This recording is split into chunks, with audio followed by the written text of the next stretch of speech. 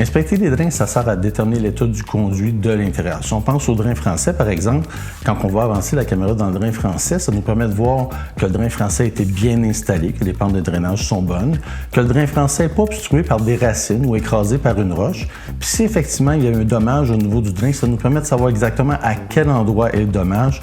Donc quand ça vient le temps de faire les travaux, on sait exactement où creuser pour réparer le drain français. Dans le cas des égouts, ça permet de voir que la pente de drainage est bonne, que le tuyau n'est pas obstrué par les racines, parce que lui aussi peut se faire obstruer par les racines.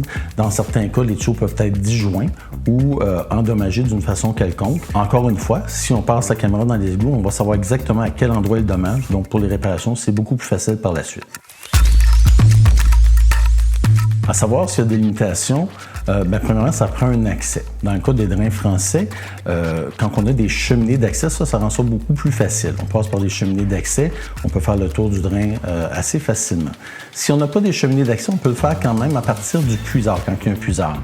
Mais c'est une opération qui est plus difficile, dans certains cas, on n'arrive pas à le faire.